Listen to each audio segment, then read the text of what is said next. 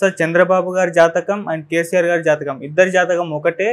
అందుకే చంద్రబాబు గారు లాగానే కేసీఆర్ గారు కూడా జైలుకు వెళ్తారని చెప్పేసి మన వేణుస్వామి గారు ఒక భవిష్యవాణి చెప్పడం చూస్తున్నాం. మరి నిజంగా జాతకం ప్రకారం జైలుకు వెళ్తారా? మరి కేసీఆర్ గారు జైలుకు వెళ్ళే ఛాన్స్ ఉందా? అసలు వేణుస్వామి గారు చెప్పిన జ్యోతిష్యాన్ని ఏ విధంగా చూడొచ్చు అంటారు? వేణుస్వామి ఏం చెప్పాడంటే కవిత అరెస్ట్ అవుతుందని కూడా చెప్పాడు వేణుస్వామి ఇంతకు ముందే. ఇప్పుడు చెప్పింది కాదు, అరెస్ట్ కాకముందు కూడా కవిత అరెస్ట్ అవుతుంది, కేసీఆర్ కూడా జైలుకి వెళ్తాడు. ఎందుకంటే కేసీఆర్ జాతకము చంద్రబాబు జాతకం ఇద్దరిదే ఒకటే, అదే పద్ధతిలో వెళ్తాడు అనేది చెప్పాడు. ఇక్కడ ఏంటంటే ఇప్పుడు 100% జాతకాలు ఒకే రకంగా ఉండవు. జ్యోతిష్ శాస్త్రం ప్రకారం కూడా మైక్రో లెవెల్లోకి తేడాలు ఉంటాయి. బ్రాడ్గా మన ఇద్దరు జాతకం ఒకటేగా ఉండొచ్చు, కానీ మళ్ళీ దాంట్లో మైక్రో లెవెల్కి వెళ్తే తేడాలు ఉంటాయి. బట్ ఇతను మామూలుగానే ఇతను జ్యోతిష్ శాస్త్రాన్ని ఫాలో అయ్యి ఇవన్నీ చెప్తున్నాడని నేను అనుకోవట్లే. ఎందుకంటే నాకు ఆ మధ్య కూడా ఎవరో ఒక జ్యోతిష్యుడు చెప్పాడు, ఆయన వేరే వాళ్ళ దగ్గర జ్యోతిష్యం తీసుకుంటుంటాడు సార్ అని. కాబట్టి ఆయన ఏంటంటే జ్యోతిష శాస్త్రాన్ని తన వ్యాపారానికి ఉపయోగించుకుంటున్నాడు బేసిక్గా. అది తప్పని నేను చెప్పట్లేదు, కానీ ఆయన చేసే పని అది. అందుకని ఆయన ఏం చేస్తున్నాడంటే దాని ఎప్పటికప్పుడు పాపులర్ అవుతూ ఉండాలి. ఇప్పుడున్న యూట్యూబ్ ఛానళ్ళ మోడల్ కూడా నేను చాలాసార్లు చెప్పాను. యూట్యూబ్ ఛానల్ ఏంటంటే సెన్సేషన్ మీదే బతుకుతాయి. సెన్సేషన్ లేకుండా మామూలు న్యూస్, రైతులు బాధలు పడుతున్నారంట, కార్మికులు ఇబ్బందులు పడుతున్నారంట, ఇంకేదో ఇట్లాంటి ప్రజల కష్టాలు, ట్రైబల్స్లో మలేరియా పెరిగిందంట ట్రైబల్ ఏరియాలో, ఇలాంటివి చెప్పామనుకో యూట్యూబ్ ఛానల్ అన్నీ మూసుకుపోవాలి. ఎందుకు? వ్యూస్ చూడరు అవి. అందుకే జనం చూడాలంటే అవి ఏదో సెన్సేషన్ ఉండాలి. మామూలుగా కూడా జనాలకి ఏమి ఇష్టం ఉంటాయి అవి రీసెర్చ్ అవన్నీ చేస్తూ ఉంటారు, దాన్ని బట్టి పెడుతూ ఉంటారు. సో వేణుస్వామి కూడా ఏం చేస్తుంటాడంటే ఈ సెన్సేషన్ క్రియేట్ చేయాలంటే ఎలాంటివి చెప్పాలి అనేది ఆయన బాగా దాంట్లో ఎక్స్పర్టైజ్ అయింది. ఎందుకంటే అతను స్టార్ట్ అయిందే సినిమా రంగంలో. టీనేజ్ నుంచి ఆయన సినిమా రంగంలో ఉన్నాడు, చిన్న చిన్న వేషాలు వేశాడు. ఆ క్రమంలో సినిమా వాళ్ళతో పరిచయాలు వచ్చాయి. అక్కడి నుంచి సినిమా వాళ్ళకి జాతకాలు చూడడం అవి చూడడం మొదలుపెట్టాడు. సో అలాగా ఫస్ట్లో సినిమాలు వైబ్రేషన్ టైటిల్స్కి వైబ్రేషన్ ఉందా లేదా అనేది ఒకటి కనిపెట్టాడు. సో దాని నుంచి అప్పటి నుంచి ఇది వైబ్రేషన్ లేదంటే ఆ టైటిల్స్ మార్చేసేవాళ్ళు చాలామంది. నేను కూడా ఫస్ట్ టైం అలాగే విన్నా వేణుస్వామి. ఎవరో వేణుస్వామి అంట వినాయక్ సినిమాకి టైటిల్ మార్చాడంట మొన్న అని చెప్పారు ఫస్ట్లో. అలాగా అతను ఏం చేస్తున్నాడంటే మెల్లమెల్లగా సెలబ్రిటీ కప్పులు ఎవరన్నా ఉంటే వాళ్ళు విడిపోతారని చెప్పడం, లేకపోతే సెలబ్రిటీ రాజకీయ నాయకులు గురించి జాతకాలు చెప్పడం, లేకపోతే ప్రముఖ సంఘటనలు వరల్డ్ కప్లో గెలుస్తామని చెప్పడం, ఇలాగా చెప్తూ ఉంటాడు. జనరల్గా జ్యోతిషం అనేది ప్రిడిక్షన్ తప్ప ఇంకేమీ కాదు. అది దానికి వేరే ఎన్ని కథలు చెప్పినా ప్రిడిక్షన్ అంతే. లైఫ్లో ప్రిడిక్ట్ చేయడం, నీకేమో అవ్వచ్చు అని ప్రిడిక్ట్ చేయడం తప్ప ఆ ప్రిడిక్షన్కి కూడా అనేక లిమిటేషన్స్ ఉంటాయి. అతని నాలెడ్జ్ స్థాయిని బట్టి, క్లయింట్ని బట్టి, క్లయింట్ నీకు ఇచ్చే ఇన్ఫర్మేషన్ బట్టి మనం ప్రిడిక్ట్ చేయొచ్చు. జనరల్గానే మామూలు కామన్ ఇష్యూస్ ఏముంటాయి ప్రజలకి?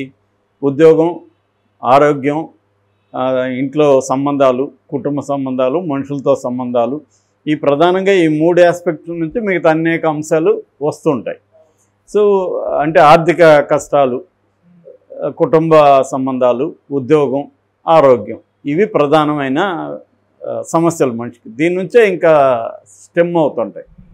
సో ఇది తెలిసినప్పుడు ఏమవుతుందంటే ప్రతి మనిషికి ఒక హోప్ ఇవ్వడం అనేది జ్యోతిష్ శాస్త్రం చేస్తుంది. అంటే ముందు నేను భయపెడుతుంది, నీకు 6 నెలల పాటు చాలా సీరియస్గా ఉంటుంది పరిస్థితి ఉంటుంది. తర్వాత ఏమో ఇది చేస్తే నీకు అది తీరుతుందని చెప్తుంది. ఈ పూజ చేయి, ఈ రాహుకేతు పూజ చేయి, ఇంకొక పూజ చేయి, నవగ్రహాల పూజ చేయి అని నీకు ఒక రెమెడీ కూడా ఇస్తుంది. అంటే ఒక ప్రాబ్లం ఒక డయాగ్నైజ్ చేయడం, దానికి రెమెడీ ఇవ్వడం అనేది చేస్తుంది. అసలు జ్యోతిష్ శాస్త్రం చేసే పని ఇది. దీనివల్ల ఏమవుతుందంటే వాళ్ళు 10 చెప్తారనుకో, అందులో ఒకటి నిజమయ్యే ఛాన్స్ ఉంది ప్రెడిక్షన్లో. ఎవడైనా, నేను కూడా జ్యోతిష్యం, మాకు ఒక గురువు ఉండేవాడు ఒక ఆయన చూస్తేనే బ్రాహ్మణ్ లాగా ఉండేవాడు. ఆయన బ్రాహ్మణే, మరాఠీ బ్రాహ్మణ్. కాకపోతే ఆయనకి దేవుళ్ళు పూజలు నమ్మకం లేదు. కానీ ఆయన చూసినప్పుడు అందరూ వచ్చి చేతులు ఇచ్చేవాడు, స్వామి మాకు చెప్పండి సార్. ఆయన నోటికి వచ్చింది చెప్పి పంపించేవాడు. వాళ్ళు కరెక్ట్గా చెప్పేస్తాం అనేసి వెళ్ళేవాడు. నేను అడిగాను ఎలా చెప్పారంటే, ఏం లేదు వాడిని చూస్తే మనకు కొన్ని విషయాలు అర్థమవుతాయి కదా, దాన్ని చెప్పానని చెప్పేవాడు. దాన్ని అలా చెప్పకుండా ఈ ర్యాక్ ఇలా ఉంది, ఇది స్ట్రైట్గా పోయింది, ఇలా చెప్తే వాడికి కాన్ఫిడెన్స్ వస్తుందని చెప్పేవాడు. సేమ్ అది మనకు ఆల్రెడీ మన ఒక బలహీనమైన మనస్తత్వంతో వెళ్తాం మనం వాళ్ళ దగ్గరికి. దాన్ని అర్థం చేసుకున్న వాళ్ళు ఏంటంటే దాని టెక్నికల్ లాంగ్వేజ్ ఉంటుంది. గురువు 6వ ఇంట్లో, శుక్రుడు 12వ ఇంట్లో ఉన్నాడు, ఇంకొక ఇంట్లో ఉన్నాడు. 6 గురువు ఉండిన కష్టములు నష్టములను ఒక శ్లోకం చెప్తే జనాలకి అది బేసిక్గా ప్రిడిక్షన్ చేస్తుంది. సో ఇతను ఏం చేస్తున్నాడంటే 100 చెప్తే అందులో 2, 3, 4, 5, 10 కరెక్ట్ అవుతాయి. ఇప్పుడు పెళ్ళైన జంటనంతా విడాకులు తీసుకుంటారంటే ఎలాగూ సినిమా వాళ్ళల్లో సెలబ్రిటీల్లో విడాకుల శాతం ఎక్కువే కాబట్టి అది ఎవడైనా చెప్పచ్చు. అలాగే రాజకీయ నాయకుడు గెలవచ్చు, ఓడిపోవచ్చు. జనరల్గా ట్రెండ్ చూసి అనేక పరిస్థితులను బట్టి మనం చెప్పచ్చు ఓడిపోతాడు. నిజానికి ఈయన కేసీఆర్ గెలుస్తాడని చెప్పాడు, గెలవలేదు.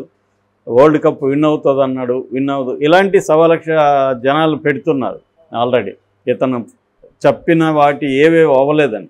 కానీ అయిన వాటిని ఎక్కువగా మీడియా కానీ అన్నీ ఫోకస్ చేస్తుంది. అలాగా చంద్రబాబు అరెస్ట్ అవుతాడని నేను ముందే చెప్పాను అంటాడు.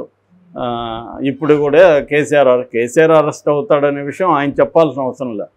మనం మామూలుగానే గెస్ చేస్తే చెప్పచ్చు. ఎందుకంటే రేవంత్ రెడ్డి పోకడంతా కూడా ఎలాగ ఉందంటే కేసీఆర్ని అరెస్ట్ చేయాలనే వైపుగా ఉంది. దీనికి బీజేపీ సపోర్ట్ చేస్తున్న వాదన కూడా ఉంది. అందుకనే రేవంత్ రెడ్డి వచ్చిన దగ్గర నుంచి కేసీఆర్ని టార్గెట్ చేస్తూ ఉన్నాడు. కుంభకోణాలంతా బయటికి తీస్తున్నాడు. కాళేశ్వరం డ్యాంలో జరిగింది కానీ, విద్యుత్ రంగంలో జరిగిన 85,000 కుంభకోణం కానీ, తర్వాత ఇప్పుడు ఫోన్ ట్యాపింగ్ ఇష్యూయింగ్ కానీ ఇలా 1 by 1 తీసుకొస్తా ఉన్నాడు.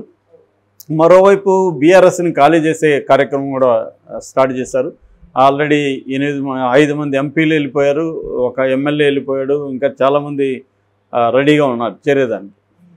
సో ఈ క్రమంలో కేసీఆర్ని అన్ని వైపుల నుంచి కమ్మాలి అన్నది ఒకటి జరుగుతుంటే, కేసీఆర్ ఏమో మరోవైపు నుంచి కాంగ్రెస్లోకి తన మనుషులను పంపించి ఇన్సైడ్లో నుంచి కాంగ్రెస్ను దెబ్బతీసే కార్యక్రమం కేసీఆర్ కూడా చేస్తున్నాడని వార్తలు వస్తున్నాయి. సాక్షాత్తు సోనియా గాంధీ రేవంత్ రెడ్డిని హెచ్చరించింది, 2 ఎమ్మెల్యేలు మాత్రం నువ్వు తీసుకోవద్దు అని రేవంత్ రెడ్డికి సలహా ఇచ్చిందని కూడా నిన్న వచ్చింది, మనం చెప్పుకున్నాం కూడా.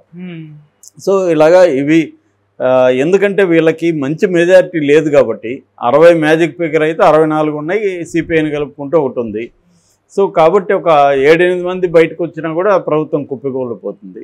కాబట్టి ఇటు కేసీఆర్ని మనం తక్కువ అంచనా వేయలేం, ఆయన ట్రై చేస్తుండొచ్చు. మోడీ ఎటువైపు ఉన్నాడు అనేది కూడా వెరీ ఇంపార్టెంట్.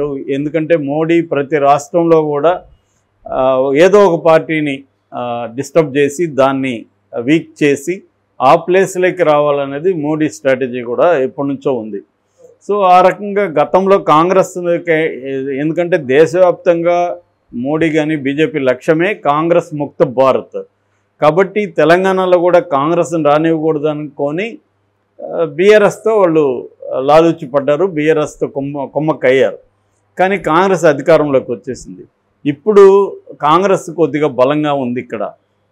కాబట్టి బలహీనంగా ఉన్న బీఆర్ఎస్ని తొక్కేస్తే మనం ఆ ప్లేస్ని ఆక్యుపై చేసుకుంటే బాగుంటుంది అనేది బీజేపీ ఊహించే అవకాశం అయితే ఉంది. లేదు కాంగ్రెసే ప్రధాన ఎనిమి కానీ బీజేపీ కానీ అనుకుంటే ఇప్పుడు కూడా కేసీఆర్తో కుమ్మక్కయ్యి కాంగ్రెస్ని ప్రభుత్వాన్ని కూలగొట్టే అవకాశం ఉంది. అందుకనే వీళ్ళు ఒక్కోసారి రేవంత్ రెడ్డిని కూడా ఏకనాథ్ షిండే అని పిలుస్తున్నారు. అంటే ఏకనాథ్ షిండే ఏం చేశాడు, శివసేన ప్రభుత్వాన్ని దాన్ని కూలగొట్టి తను చీలిక వర్గాన్ని తీసుకెళ్ళి దాంట్లో కలిపేసుకున్నాడు. అట్లాగే శరద్ పవార్ బ్రదర్ అయిన అజిత్ పవార్ కూడా తన పార్టీని, కాంగ్రెస్ పార్టీని, శరద్ పవార్ కాంగ్రెస్ని చీల్చేసి తను తీసుకెళ్ళాడు. ఇప్పుడు అదే అసలైన పార్టీగా అయిపోయింది. అలాగా బీజేపీ ప్రతి రాష్ట్రంలో కూడా ఒక పార్టీని దెబ్బ కొట్టడం, ఆ పార్టీ ప్లేస్లోకి రావడం అన్నా జరుగుతుంది, లేదా కాంగ్రెస్ ఉంటే కాంగ్రెస్ను విచ్ఛిన్నం చేయడం అన్నా జరుగుతుంది. ఎందుకంటే ఇప్పుడు కేవలం 3 రాష్ట్రాల్లో మాత్రమే కాంగ్రెస్ ఉంది. ఆల్రెడీ హిమాచల్ ప్రదేశ్లో గందరగోళంగానే ఉంది. ఇంకొండేది తెలంగాణ, కర్ణాటక. ఖచ్చితంగా వాళ్ళైతే కాంగ్రెస్ని కూడా టార్గెట్ చేస్తారు. ప్రస్తుతానికి కేసీఆర్ని టార్గెట్ చేస్తున్నట్టు కనిపిస్తుంది. రేవంత్ రెడ్డికి కూడా అదే లక్ష్యం కాబట్టి కేసీఆర్ని జైల్లో పెట్టే అవకాశం ఉంది. కాబట్టి ఇక్కడ ఆయన చెప్పే జోస్యం అనేది ఇక్కడ వ్యాలిడిటీ ఏం లేదు. ఎవడైనా చెప్పచ్చు కేసీఆర్ అరెస్ట్ అవుతాడని 100 మంది చెప్తుంటారు రోజు. కాబట్టి వేణుస్వామి చెప్పాడు కాబట్టి అవుతుంది అనేది ఏం లేదు.